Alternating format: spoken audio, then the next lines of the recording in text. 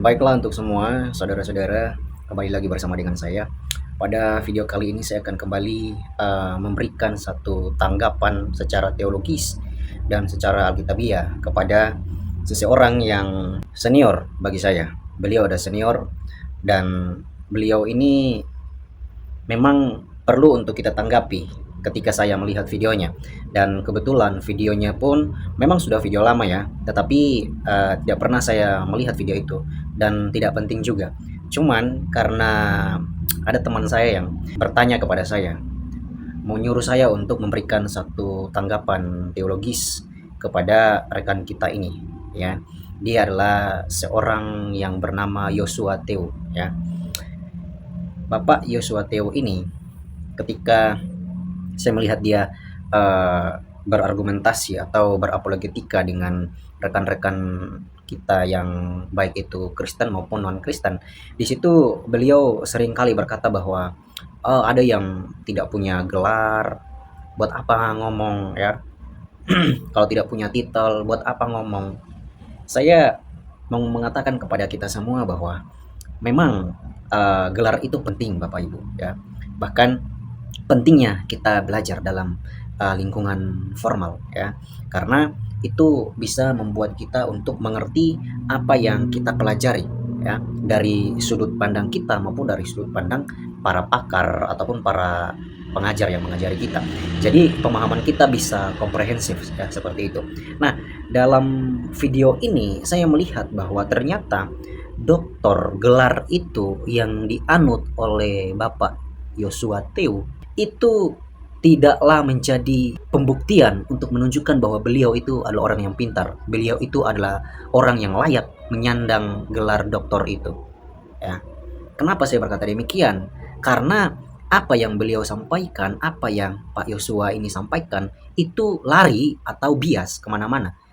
Ya, keluar, out of context, keluar dari rule-nya Alkitab, keluar dari apa yang Alkitab bicarakan tentang nats tersebut.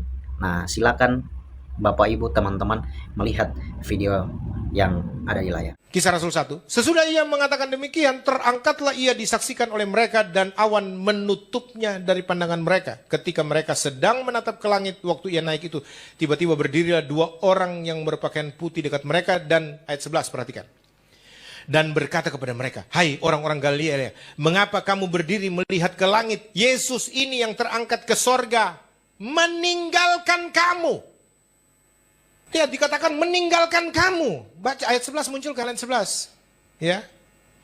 Akan datang kembali dengan cara yang sama seperti kamu melihat dia naik ke sorga. Secara tubuh fisik, secara tubuh jasmania, walaupun itu tubuh kemuliaan yang Yesus pakai, dia terpisah dengan murid-murid. Tapi hanya sekejap, karena dia katakan, aku akan datang kembali. Aku tidak akan membiarkan engkau sebagai piatu. Aku akan datang kembali.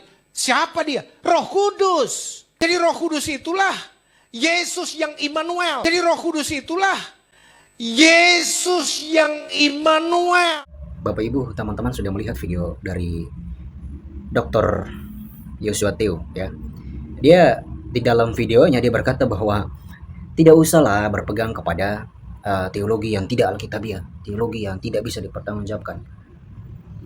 Bagi saya, Anda ini tidak mengerti konteks. Bagi saya, Anda ini tidak bisa memahami dengan secara menyeluruh apa yang dibicarakan oleh perikop itu, oleh nats tersebut. Ini adalah konteksnya tentang Yesus akan terangkat ke sorga. Dan konteksnya bahwa Yesus yang terangkat ke sorga itu, dia akan pergi meninggalkan murid-murid. Di dalam satu kekecewaan murid-murid, di dalam satu kegundaan murid-murid, di dalam satu ketakutan murid-murid. Kenapa saya berkata demikian? Karena selama ini murid-murid bersama dengan Yesus. Kemana Yesus pergi, di situ mereka ada. Dalam kehidupan keseharian mereka, mereka bersama dengan Tuhan Yesus. Apa yang mereka lakukan, mereka bisa bertanya kepada sang guru. Mungkin salah, sang guru bisa menasihati mereka, menegur mereka. Tapi kali ini, pure, sang guru akan pergi meninggalkan mereka. Mereka berada dalam satu ketakutan. Kenapa? Zaman itu, orang-orang, tentara Romawi, tentara Yahudi, mereka mencari orang-orang dekatnya Yesus. Bahkan satu kali mereka bertanya bahwa engkau ini dari dia yang disalibkan itu. Petrus berkata bahwa bukan aku. Artinya bahwa murid-murid berada di dalam satu ketakutan karena sang guru sebentar lagi akan meninggalkan mereka.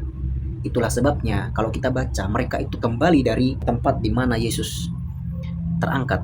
Mereka itu pergi dan bersembunyi di loteng atas. Mereka tinggal di loteng atas itu. Kenapa? Karena saking takutnya mereka, murid-murid.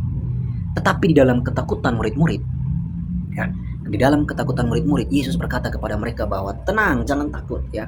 Aku memang pergi, tapi aku akan datang kembali, ya. Aku akan datang kembali. Di situ bukan berbicara tentang Yesus dalam bentuk Roh Kudus, bukan, ya. Lagi-lagi saya mau katakan kepada Anda, Bapak Yosua Theo, ternyata dokter Anda tidak menunjukkan bahwa Anda itu benar-benar orang yang terpelajar. Anda itu benar-benar orang yang belajar dengan ketat terhadap firman Tuhan ini, ya. Karena saya tahu pemahaman Anda itu oneness, ya, atau lebih tepatnya ya Jesus only. Jadi tidak ada tiga di dalam kekekalan itu, hanyalah satu. Itu saya mengerti maksud Anda, ya. Tetapi tidak demikian, itu bertolak belakang dengan Alkitab. Itu Alkitab tidak bicarakan, hanya Anda yang membicarakan itu, ya. Kalau kita berbicara tentang konteks terangkatnya Yesus, Yesus berkata bahwa aku akan pergi dan mengutus seorang penolong yang lain. Nah, Bapak Ibu, ini saya mengerti bahwa Tritunggalnya Yosua Theo ini, dia tidak mengerti yang namanya Tritunggal, bahkan dia juga tidak mengakui Tritunggal itu, ya. Karena bias kemana-mana. Nanti saya akan tunjukkan kepada kita semua. Nah, berkaitan dengan video ini, justru saya mengatakan bahwa Anda itu memegang teologi yang salah. Anda itu pro status quo, ya. Teologi yang sudah dianulir, teologi yang sudah dibuang oleh bapak-bapak gereja pada zaman itu. Anda mengambil itu dan Anda mengenakan di dalam hati Anda, di dalam pikiran Anda, dan di dalam keseluruhan diri Anda. Anda mengenakan itu dan Anda pegang erat-erat itu. Padahal itu adalah satu teologi yang salah, teologi yang bertentangan dengan Alkitab. Itu adalah Injil yang lain, kata surat-surat Paulus. Itu adalah Injil yang lain. Anda tidak mengajarkan Injil, ya. Itu adalah kesesatan menurut Alkitab. Sesuatu yang bertentangan dengan kebenaran. Nah, di sini kita mau melihat bahwa ternyata saya akan bahas tentang Tritunggal, Bapak Ibu, teman-teman semua.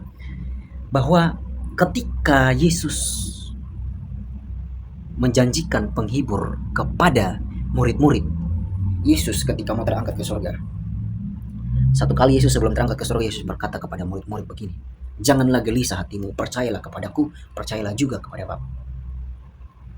Aku akan pergi dan menyediakan tempat bagimu, tapi aku akan mengutus seorang penolong yang lain. Nah, teman-teman, seorang penolong yang lain ini, mungkin ini yang tidak dimengerti oleh Yosua Theo ini. Kenapa? Bapak Yosua Theo, ya, saya tidak akan menunjukkan gelar saya seperti apa, saya tidak mau, karena bagi saya gelar itu hanyalah gelar.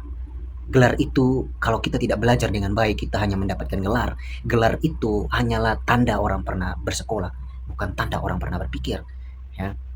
Kenapa? Karena marak akhir-akhir ini orang yang hanya berkecimpung di dalam gelar. Gelarnya berderet seperti kereta api. Saya tidak anti dengan gelar karena saya juga sekolah. Saya tidak anti dengan itu, tapi pertanggungjawabkan gelar itu di hadapan Tuhan. Seperti apa? Ya dengan cara engkau belajar dengan baik, engkau belajar dengan ketat. Supaya apa? Mengerti maksud dari ayat itu seperti apa. Mengerti secara komprehensif. Nah, di sini perhatikan Bapak Ibu, teman-teman, saya mengatakan begini kepada kita semua. Yesus berkata begini, aku mengutus seorang penolong yang lain. Apa kata seorang penolong yang lain? Seorang penolong yang lain, dia berkata begini, alon parakleton atau alos parakletos. Tahu, parakletos itu sudah ada di dalam perjanjian lama, ya, sudah ada di dalam perjanjian lama, yang artinya menakem, penghibur, ya. Dan bahasa Yunani alos parakletos. Alos itu berbicara tentang Yesus berkata begini, aku akan mengutus seorang penolong yang lain. Apa katanya? Pribadi yang berbeda dari aku, tetapi sama kadarnya. Dalam artian begini, alos itu berbicara tentang pribadi selain aku, tetapi dia juga adalah Allah. Mengerti maksudnya? Tadi, Yosua Teu berkata bahwa Roh Kudus itu adalah Yesus yang Immanuel. Itu adalah Yesus yang datang dalam bentuk Roh Kudus. Saya mau tanya kepada Anda, bagaimana dengan baptisan Tuhan Yesus? Ada suara yang berseru dari langit, berkata dari langit, ada Yesus yang dibaptis, dan ada Roh Kudus dalam rupa burung merpati. Apa yang mau kita katakan di situ? Artinya ada 3 yang Alkitab terangkan kepada kita. Ditambah dengan pernyataan Tuhan Yesus, aku akan mengutus seorang penolong yang lain. Anda tahu seorang penolong yang lain? Pribadi yang berbeda dari Tuhan Yesus, bukan satu pribadi. Pribadi yang berbeda dari Yesus, tetapi dia juga adalah Allah. Itu istilah alos atau alon. Ya, karena Parakletos itu bisa juga penghibur, bisa juga advokat, pembela. Nah, dia yang menyertai, dia yang menolong, dia yang menuntun. Itulah Yesus katakan kepada murid-murid, jangan takut. Bahkan juga kepada Anda, Yosua Teu, dan kepada saya, kepada kita semua orang yang percaya. Roh Kuduslah yang diutus oleh Tuhan Yesus kepada kita semua untuk membimbing kita. Alkitab sudah berkata begini, ketika Yesus terangkat naik ke sorga, duduk di sebelah kanan Allah Bapa yang Maha Kuasa. Bahkan itu pun muncul di dalam kredo pengakuan iman. Masa Anda tidak melihat itu? Masa Anda tidak mendengar itu? Masa Anda tidak mempelajari itu? Alkitab sudah dengan jelas berkata demikian. Duduk di sebelah kanan Allah yang Maha Kuasa. Artinya bahwa ketika Tuhan Yesus berbicara tentang Parakletos, itu benar-benar penolong yang lain, tapi sama Allah. Di video-video saya sudah katakan itu. Tapi kali ini saya akan tegaskan kepada Anda, Dr. Yosua Teu. Ternyata Anda belum sepenuhnya mengerti tentang Alkitab. Saya mau katakan begini, dia akan datang kembali dengan cara yang sama.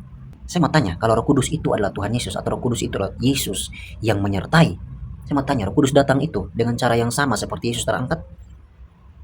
Apa jawabannya? Tidak kan? Dengan cara yang sama. Cara itu bicara cara yang dilakukan oleh orang tersebut. Caranya ya bagaimana dia melakukannya, situasinya seperti apa. Seperti itu. Ya. Artinya bahwa itu menjurus kepada tempat, menjurus kepada situasi, menjurus kepada kondisi yang terjadi. Dan Alkitab juga berkata bahwa benar, dia akan datang dengan cara yang sama di Bukit Zaitun itu. Nah, artinya begini, Pak Yosua Teu. Ini adalah satu hal pelajaran yang dasar, boleh saya katakan. Ini hal yang dasar saja kalau kita tidak mengerti bagaimana kita mau menjadi seorang pengajar, bagaimana kita mau memberitakan Injil. Pastinya kita akan memberitakan Injil yang lain, bukan Injil yang sebenarnya. Yesus sudah jelas berkata bahwa aku akan mengutus orang penolong yang lain. Bahasa Indonesianya saja sudah membuktikan, berarti kalau ada penolong yang lain, berarti ada juga yang lain. Secara tidak langsung Yesus berkata bahwa ternyata ada penolong, ada beberapa penolong. Ya, logika berpikirnya seperti itu, seorang penolong yang lain. Berarti kan ada beberapa penolong yang berbeda dengan penolong yang satu itu. Kan logikanya seperti itu. Apalagi ditambah dengan bahasa Yunaninya, bahasa asli. Alos Parakletos. Alos itu, saya tegaskan sekali lagi. Alos itu pribadi yang berbeda dari yang membicarakan itu, tetapi sama. Itu kata alos. Pribadi yang berbeda, tapi kadarnya sama. Sama Allah. Bukan itu Yesus yang datang. Buat apa kalau itu Yesus yang datang? Buat apa Yesus berkata bahwa aku akan mengutus seorang penolong yang lain? Kenapa Yesus tidak berkata bahwa aku akan datang sebagai seorang penolong dan akan menyertai engkau? Kenapa Yesus tidak bilang begitu di dalam pasca mau terangkatnya ke surga? Tapi dia harus berkata bahwa aku akan mengutus seorang yang lain. Oke. Inilah logical fallacy dari Dr. Yosua Teu. Tapi saya tidak heran dengan cara beliau berpikir, karena dulu juga sudah ada itu. Tapi sudah dibuang, sudah dianatemakan paham-paham seperti itu. Tapi beliau menangkap paham itu. menarik paham itu dan mengenakan paham itu, lalu termanifestasi di dalam seluruh kehidupannya. Nah, ini yang perlu kita perhatikan. Kehidupan seseorang akan berpengaruh dari apa yang dia pahami. Allah Bapa berfungsi menciptakan langit dan bumi serta segala isinya. Ya, ketika manusia jatuh ke dalam dosa, Allah Anak bertugas turun menebus. Dan kemudian Allah Roh Kudus yang bertugas menjaga karya yang sudah dilakukan oleh Allah Anak. Kalau mau bicara seperti ini, saya dulu pengajar Tritunggal, bro. Mau pengajaran dalam perumpamaan apapun saya kuasai. Tapi kemudian Tuhan menerangi hati saya, mencerahkan saya. Sekali lagi saya tegaskan kepada kita semua. Jangan pernah kita berpikir bahwa saya tadinya sudah pengajar Tritunggal, saya sudah memahami semua, segala perumpamaan, saya sudah menguasai semuanya. Tapi kemudian Tuhan menerangi hati saya. Kemudian Tuhan menerangi pikiran saya.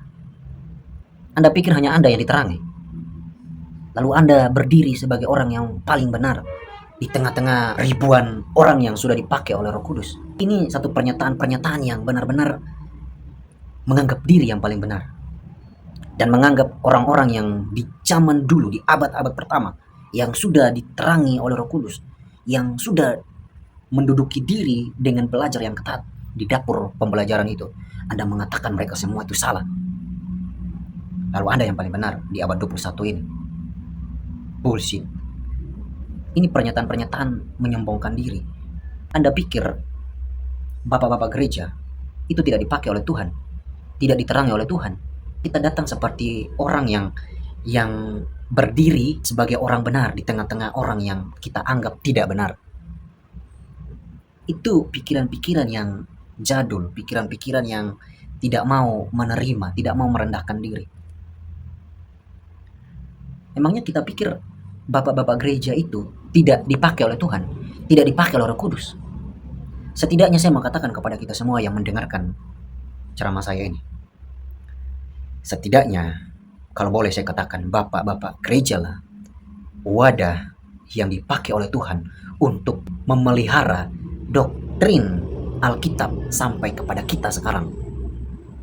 Kita harus berterima kasih kepada mereka. Bukan kita mencela mereka. Siapa kita? Saya katakan kepada kita semua bahwa jangan pernah lagi berkata bahwa Tuhan menerangi pikiran saya. Tuhan pakai nama Tuhan untuk membenarkan diri, dan di dalam membenarkan diri dengan menggunakan nama Tuhan, kita sudah menyalahkan orang lain. Secara simultan kita menyalahkan orang lain. Nah, inilah yang perlu kita perhatikan di dalam ketika kita berteologi. Ya, jangan kita menganggap diri paling benar. Pelajari semua itu secara komprehensif. Inilah banyak kegagalan-kegagalan pendeta yang merasa diri paling benar dan tidak mau belajar. Merasa diri paling tahu segala sesuatu, tidak mau lagi belajar. Bahkan menganggap belajar itu adalah sesuatu yang salah. Saya katakan itu justru salah kalau pemahaman seperti itu. Yesus, apa salahnya Yesus mengubah murid-murid pikiran yang jenius, langsung mengerti secara bagus, secara jenius tentang Alkitab? Apa tidak mudah bagi Yesus itu? Sangat mudah sekali. Tapi itu tidak dipakai oleh Tuhan Yesus. Yesus mengajarkan 3,5 tahun kepada murid-murid.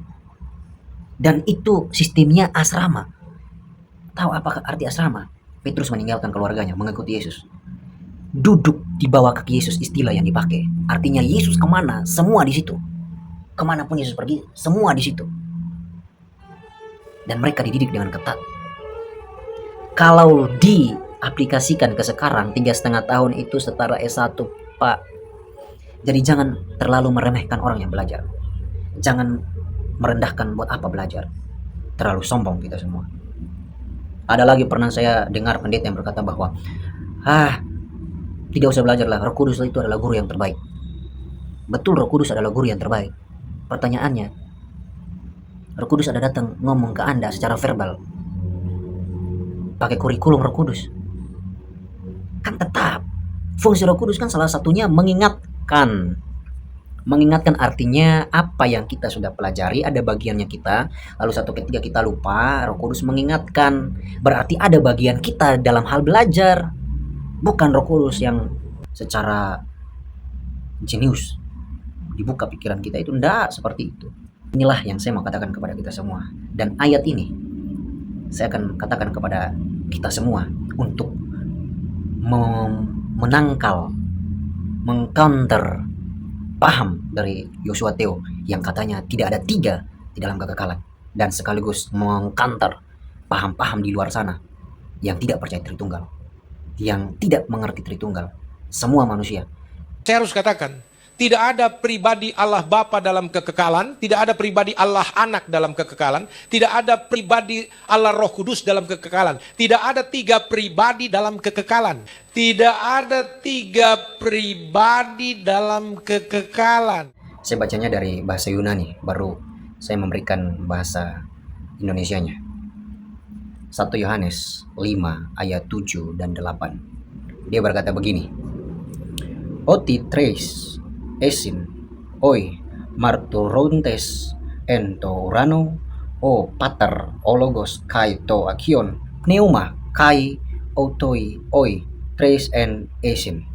Ayat 8. Kai tres esin oi marturontes en te gon to pneuma kai to hudo kai to aima kai oi tres es to en esin. Nah, dia berkata begini dalam terjemahan bahasa Indonesianya, sebab ada tiga yang memberi kesaksian di dalam sorga, titik 2, Bapa, Firman, dan Roh Kudus, dan ketiganya adalah satu. Ayat 8. Dan ada tiga yang memberi kesaksian di bumi, roh dan air dan darah, dan ketiganya adalah satu. Ini ayat yang membantah pernyataan dari Yosua Theo. Dia berkata bahwa tidak ada tiga di kekekalan sana, ya. Di dalam surga itu berbicara tentang kekekalan. Di bumi artinya bahwa di semua tempat ada tiga yang memberi kesaksian, yaitu Bapa, Firman, dan Roh Kudus. Dan ketiganya adalah satu. Perhatikan, inilah yang namanya Tritunggal. Memang pada akhirnya pikiran kita tidak akan bisa mencermati dengan baik soal Tritunggal, tapi intinya bahwa ada tiga itu, tapi ketiga ini adalah satu. Inilah yang saya akan katakan kepada kita semua. Mudah-mudahan Anda mendengar ini dan Anda mengerti, Anda pahami, dan Anda segera, saya katakan bahwa belajar lagi, belajar untuk mencermati konteksnya seperti apa. Kiranya memberkati kita semua, dan saya juga terus mendoakan Pak Pendeta Yosua Theo, ya. Saya tidak ada masalah dengan beliau ini, hanya saya memberikan apologetika kepada beliau karena beliau adalah senior, dan mudah-mudahan beliau mendengar ini, beliau melihat dan beliau mengerti untuk dilakukan di dalam kehidupan. Thank you untuk semuanya. God bless.